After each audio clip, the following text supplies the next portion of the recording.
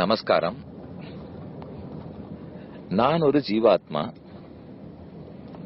இந்த சரீரத்தை இந்த பிறவியில் ஏற்றுக்கொண்டிருக்கிறேன். அதன்படிக்கு பல செயல்களில் ஈடுபடுகிறேன். அது நல்ல செயல்களாக இருந்தால் புண்ணியங்கள் என்னும், தீயவைகளாக இருந்தால் பாபங்கள் என்னும் சொல்லப்படுகின்றன. இயற்கையில் ஒரு ஆத்மாவுக்கு கர்மங்கள் கிடையாது. ஆனால் சரீரத்தை எடுத்துக்கொள்ளவே தான் கர்மங்களை செய்கிறார். அப்ப அந்த கர்மங்கள்லேருந்து விலகி இருந்துட்டால் அப்ப நம்ம இயற்கையான தன்மையை அடைகிறோம். உடலோடு இருக்கும்போது கர்மங்களை செய்துதானே ஆக வேண்டும். ஆத்மாவுக்கோ இயற்கையில் கர்மங்கள் கிடையாது. எப்படி நான் செய்யவில்லைன்னு நினைத்து கொள்ள? சாப்பிட்டு விட்டு நான் சாப்பிடவில்லைன்னு நினைக்கவா? படித்து பரீட்சை எழுதிவிட்டு நான் படிக்கவில்லைன்னு நினைக்க முடியுமா? ஆனா கண்ணன் கீதையில் கூறும்போது நீ செய்கிறாய்ங்கிற எண்ணத்தை விட்டுவிடு. அந்த எண்ணத்தை விடத்தான் இந்த கர்மங்கள் உன் தலையில விழாது இருக்கும். நாம பொறுப்பேத்துக்க கூடாது. ஏன்னா உடல் இல்லாவிடில் சரீரத்துக்கு கர்மங்கள் இல்லை. உடலை ஏத்துக்கவே தான் கர்மங்கள் வருது. அதனால ஆத்மாவனுடையது கர்மங்கள் இல்லை, கர்மங்கள் இல்லைன்னு நினைத்துக்கொள். உடலை எடுத்துட்டு இருக்கிறதுனால என்ன கர்மங்களோ அதைத்தான் பண்றேன் அப்படின்னு நினைச்சுக்கோ. அந்த அளவுக்கு கர்மங்களையும் குறைத்துக்கொள் என்று கண்ணன் உபதேசிக்கிறார். ஆனா நமக்கு ஒரு சந்தேகம் வந்துட்டே இருக்கும். நாம் செய்யறத போய் நாம செய்யலேன்னு எப்படி நினைக்க? நான் செய்யறேன்னு நினைச்சுட்டு செய்யாதே காரியம் ஒழுங்கா நடக்கல. இன்னும் நான் செய்யலேன்னு வேற செஞ்சா அப்ப காரியமே நடக்காதேன்னு தோணும். இதத்தான் பற்றற்ற தன்மை, வைராகியம்னு கண்ணனும் சொல்றார்.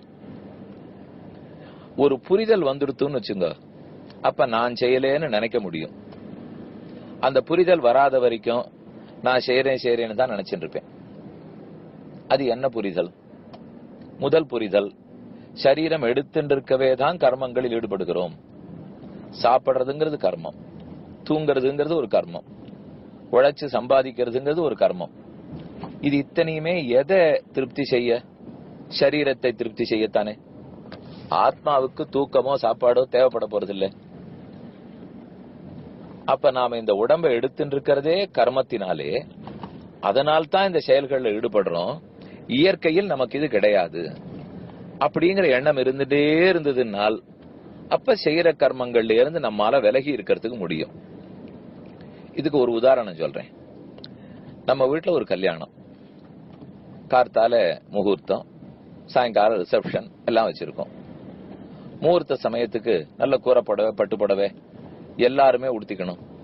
நன்னா உடுத்திண்டோம். வந்திருக்கிறவாள்லாம் நன்னா பட்டு வேஷ்டி எல்லாம் உடுத்திக்கணும். அதையும் உடுத்திண்டோம்.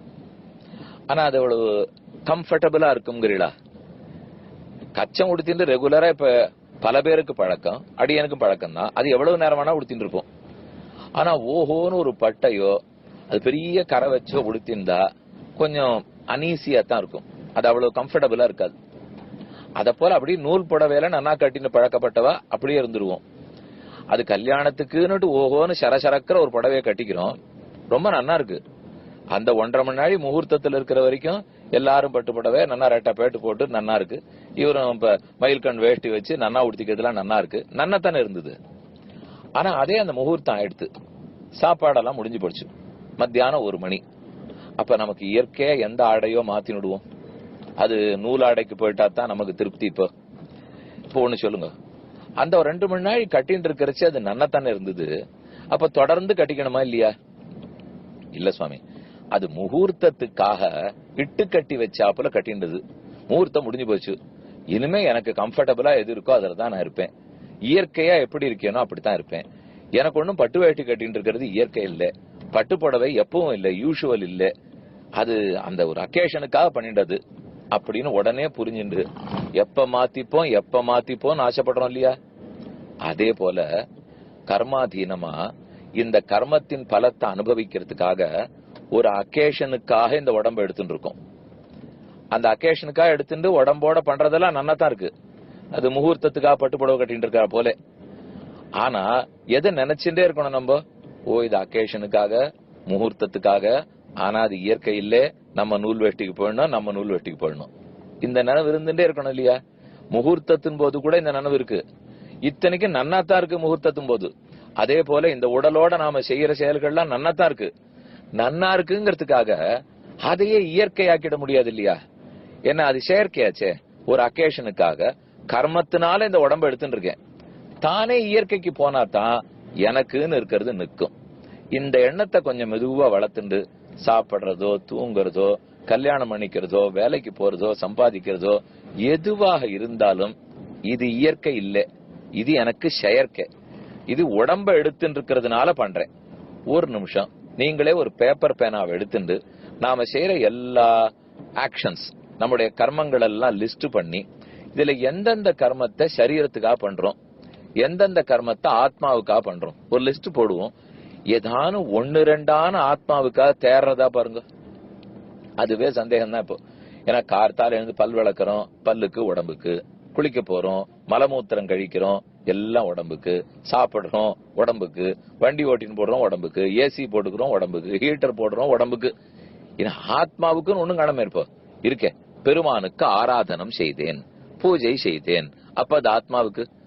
ஆனா அந்த பூஜை செய்யறதுக்கும் உடம்பு தேவை. ஆனா உடம்பு தேவைக்காக உழைக்காமல் உடம்பு ஆத்ம தேவைக்காக உழைக்கிறது இல்லையா? அங்கதான் வித்தியாசம். சாப்பிடுறதோ, தூங்குறதோ, கல்யாணம் ஆறதோ, குழந்தை பெறதோ உடம்பு தேவைக்காக.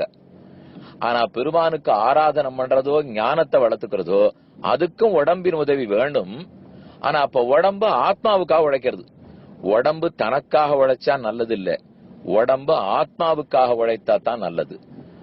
அதைத்தான் நாம புரிஞ்சுக்கணும். அதனால எப்போ ஒரு பட்டுப்புடவை கட்டிக்கிறோம் ஒரு அக்கேஷனுக்காக உடனே திரும்பிடுவோம். அதே போல இப்பவும் நம்ம ஏதோ உடம்புக்காக செய்யறோம், எதுக்காக? எடுத்துட்டு இருக்கிற பிறவிக்காக. அதுவே நமக்கு இயற்கை ஆயிடாது. இந்த ஒரு எண்ணத்தை வளர்த்துக் கொள்ள வேண்டும். இதை தெரிஞ்சு செய்ய தானே கர்மங்கள்ல நமக்கு பற்று தீர்ந்து போடும். இன்னொரு நினைவு வேணும். இப்போ நாம எந்த செயலை செய்தாலும் அது பகவானுடைய ஆனந்தத்துக்காக இருக்கணும். அது நம்ம ஆனந்தத்துக்காக இல்ல. போக்தாரம் யஜ்ஞ தபசாம் சர்வலோக மகேஸ்வரம் சுகிருதம் சர்வபூதானாம் ஞாத்வாமாம் சாந்தி மிருச்சசின்னு கண்ணனே சாதிக்கிறார். அவர்தான் எல்லா பயனையும் உண்பவன். நாம என்ன நல்ல கர்மம் செய்தாலும் அதுக்கு உண்பவர் அவர். அப்படி எப்படி சுவாமி? நாங்க தானே பண்ணிட்டு இருக்கோம், அந்த கர்மத்தின் பலத்தை நாம தானே அனுபவிக்கணும். எல்லா நல்லத்துக்கும் அவருக்கு தான் கொடுக்க முடியுமா? அதுக்கும் ஒரு உதாரணம் சொல்றேன். நம்ம வீட்டுல 4 பேரை விருந்துக்கு கூப்பிட்டு இருக்கோம். நாம இருந்தா ஒரு குழம்பு பண்ணுவோம், அதுக்கு ஏதோ ஒரு கூட்டு தொட்டுக்கு போறோம், சாப்பிடுவோம், முடிஞ்சு போச்சு. இதான் எப்பவும் நாம பண்றது. இப்போ விருந்துக்காக கூப்பிட்டு இருக்கோம் 4 பேருக்கு, நல்லா பண்ணும். வரவல், வடை, தயிர் வடை, வெறும் வடை, அதுக்கு அப்பம், தொட்டுக்கிறதுக்கு வேண்டிய கூட்டு, கோசும்பரி, என்னென்ன உண்டோ. கர்நாடகத்துல தோப்புளின்னு ஒண்ணு பண்ணுவா, ரொம்ப நல்லா இருக்கும் அந்த தொகையல். இது தமிழ்நாட்டு தொகையலாட்டம் இருக்காது, கர்நாடகத்து தோப்புளி வேறையாட்டம் இருக்கும். அவ எதுவா இருந்தாலும் இப்போ நாம குழம்புல கொஞ்சம் தேங்காய் போடுவோம், கரியமுது பண்ணா தேங்காய் போடுவோம். ஆனா அவ தேங்காயில குழம்பு பண்ணிட்டு கொஞ்சம் மிளகா போட்டுப்பா. அவ தேங்காயிலேயே கரியமுது பண்ணிட்டு கொஞ்சம் அதுக்கு வெண்டைக்காயோ கத்திரிக்காயோ தூவிப்பா. எதுவா இருந்தாலும் தேங்காய் இருக்கும், தோப்புளி இருக்கும். இத போல நிறைய பண்ணி வச்சுட்டோம். ஆனா வரேன்னு சொல்லவர் வரல. அவர் 4 பேர் விருந்துக்கு வந்திருக்கணுமோ இல்லையோ? என்னமோ ஒரே மழை, வழியெல்லாம் குண்டு முடியுமா இருந்தது, வர முடியல, வரலன்னு விட்டார். அவர் தான் வரலையே. அப்ப இத்தனையும் உணவு வகைகள் இருக்கும் இல்லையோ, அத நாம நன்னா வச்சிருந்து நம்ம வீட்டு 4 பேரும் சந்தோஷமா உட்காந்து திருப்தியா சிரிச்சுன்னு சாப்பிடுவோமோ? அது என்ன சுவாமி, இப்படி எல்லாம் யார் சாப்பிடுறது? அவர்களுக்காக பண்ணோம். அப்படி இருக்கிறச்சே நமக்கு போய் அதை திருப்தியா உட்காந்து சாப்பிட முடியுமா? சரி ஏதோ பண்ணத்துக்காக வீணாக்க முடியாது, கொஞ்சம் சாப்பிடுவோம். அதுவும் அப்படியே ஒன்னும் விரும்பி எல்லாம் சாப்பிட மாட்டோம், சாப்பிட்டுட்டு முடிச்சிருவோம் இல்லையோ? அப்ப விருந்து என்பது வருபவர்களுக்காக செய்யப்படுவது. அது அவருக்கு இல்ல, எனக்கு நினைச்சவே கசக்கிறது பாருங்க. அவ வரல, அந்த விருந்த நான் சாப்பிடலாமே, ஆனா அது பிடிக்கல பாருங்க. அதே போல நாம செய்யற செயல்கள், நாம பண்ற கைங்கரியங்கள் பகவானுக்கு விருந்து படைப்பதற்காக. அவர் அதை எடுத்துக்கல, அதை நான் வச்சுன்னு சாப்பிடறதுன்னா எப்படி இருக்கும்? கசந்து போயிடும் இல்லையா?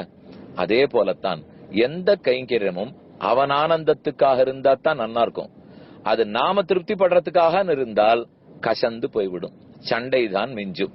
அதுக்குதான் எந்த கைங்கரியமா இருந்தாலும், கோவில், சபா, கமிட்டி, ட்ரஸ்ட், எதுல உழைத்தாலும் அவனுக்காகன்னு உழைத்தோம்னா சந்தோஷமா இருக்கும். அவருக்கு இல்ல எனக்குன்னு உழைக்க போனோம்னாலே சந்தோஷம் வராது, திருப்தியே ஏற்படாது. இந்த எண்ணங்களை புரிஞ்சுட்டா அப்ப நாம செய்யறது சரீரத்தை எடுத்துட்டு இருக்கிறதுனாலே ஆத்மாவுக்கு இயற்கையா கிடையாது. செய்யற நல்ல காரியங்களும் பகவானுக்காக, நம்முடைய ஆனந்தத்துக்காக இல்ல. உடம்பு உழைக்கிறது தனக்காக இருக்கக்கூடாது, முதலாளியான ஆத்மாவுக்காக இருக்க வேண்டும். இந்த எண்ணங்கள், இந்த புரிதல் வர வர தானே நாம செய்யல அப்படிங்கிற எண்ணத்தை வளர்த்து விடலாம், முயற்சிப்போம்.